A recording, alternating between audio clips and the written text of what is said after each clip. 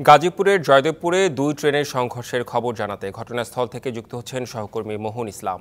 মোহন, এখন কি দেখছেন? সবশেষ পরিস্থিতি আসলে কি আপডেট রয়েছে আপনার কাছে জানাবেন?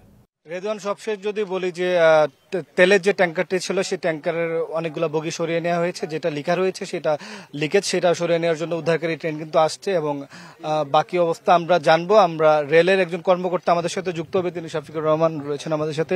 আপনার থেকে একটু জানতে চাই যে আপনাদের কি পেলেন, আর একটু তদন্ত কমিটি হয়েছে, ওভারঅল আমাকে যদি একটু বর্তমান পরিস্থিতির বিবরণ করেন। ওভারঅল আমি যেটা বলবো যে আসলে খুব দ্রুততার সময় কিন্তু আমরা কমিউনিকেশন রেস্টোর করেছি, আপনারা দেখে থাকবেন যে অলরেডি আমাদের ট্রেন চলাচল স্বাভাবিক হয়েছে। অ্যাক্সিডেন্টের আনুমানিক 11টার সময় ঘটেছে এবং আমরা 1টার পর থেকে কিন্তু ট্রেন চলাচল স্বাভাবিক আছে সিঙ্গেল লাইন দিয়ে। কি কারণ মনে হচ্ছে? আমাদের যে কারণ উদ্ঘাটনের জন্য আমাদের তদন্ত কমিটি করছে, তদন্ত কমিটি আশা করছি যে 3 কর্মদিবসের মধ্যে তাদের রিপোর্ট পেশ করবেন। কয়টা তদন্ত কমিটি আপনাদের করা হয়েছে? ঢাকা বিভাগ থেকে একটা তদন্ত কমিটি করা হয়েছে এবং ডিসি মহোদয়ের দপ্তর থেকে একটা তদন্ত কমিটি হয়েছে এবং আমাদের জোনাল অফিস থেকে একটা করা হয়েছে। টোটাল মানে এক লাইনে দুইটা ট্রেনের সংঘর্ষ খুব কমন সিনারিও আমাদের কাছে না, আসলে এটা মানে একটু কি নিজেদের ভুল বোঝাবুঝি জায়গা রয়েছে কিনা? না, এই যে এখানে দুইটা বিষয় মেইনলি আমরা করছি, সেটা হলো টেকনিক্যাল এবং হিউম্যান ফেলিউর। তো দুইটা বিষয় সাথে আরো অন্যান্য বিষয়গুলি আশা করছি তদন্ত কমিটি দেখবে এবং তদন্ত কমিটি 3 দিনের মধ্যেই একটা রিপোর্ট দিবে, সেই রিপোর্ট আমরা অবশ্যই পাবো। ধন্যবাদ আপনাকে। রেদন, আমরা আরেকটু কথা বলবো। আমাদের সঙ্গে যুক্ত হবেন আমাদের গাজীপুরের প্রতিনিধি রয়েছেন মাহমুদা শিকদার।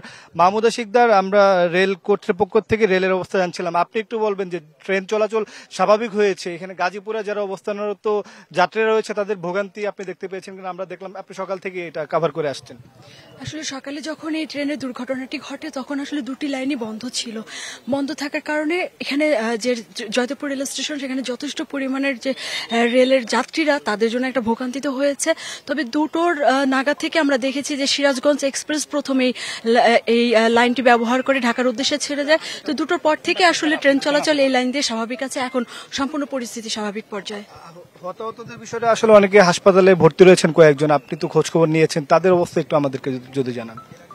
এখন পর্যন্ত এই দুর্ঘটনায় আপনার, যেহেতু আপনি শুনেছেন যে এটা টাঙ্গাইল থেকে ঢাকার উদ্দেশ্যে ছেড়ে আসছিল, যার কারণে এখানে খুব বেশি যাত্রী ছিল না। খুব বেশি যাত্রী না থাকার কারণে যে 4 জন গুরুতর আহত হয়েছে তাদেরকে তো হাসপাতালে নেওয়া হয়েছে, তাদেরকে কিন্তু এখনো ঢাকায় রেফার করা হয়নি। তার মানে ধারণা করা হচ্ছে যে তারা যে আহত, সেটা যে খুব বেশি গুরুত্ব, মানে খুব মারাত্মকভাবে আহত না, যার কারণে এখানেই ট্রিটমেন্ট দেওয়া হচ্ছে, হয়তো এখান থেকে তাদেরকে রিলিজ দেওয়া হবে। ধন্যবাদ আপনাকে মাহমুদা শিকদার। রেদন, যেমনটা শুনছিলেন রেলের একজন মহাব্যবস্থাপক, আমাদেরও একজন প্রতিনিধি কিন্তু বলছিলেন, মোটা দাগে বলতে গেলে রেলের যেহেতু আপনার রেল চলাচল স্বাভাবিক হয়েছে, সেই জায়গা থেকে উদ্ধারকারী ট্রেন এসে কিন্তু বাকি যে আপনার ধ্বংসকৃত যে ট্রেনটা রয়েছে, মানে যে 2 ট্রেনের আপনার সংঘর্ষ হয়েছে, সেগুলোকে উদ্ধার করা হয়ে যাবে বলে আজকের মধ্যে কিন্তু আমাদেরকে আশ্বস্ত করেছেন রেলওয়ে কর্তৃপক্ষ এবং জেলা প্রশাসক। এই ছিল আমার কাছে সর্বশেষ। রেদওয়ান। জি মোহন ইসলাম, আপনাকে অনেক ধন্যবাদ।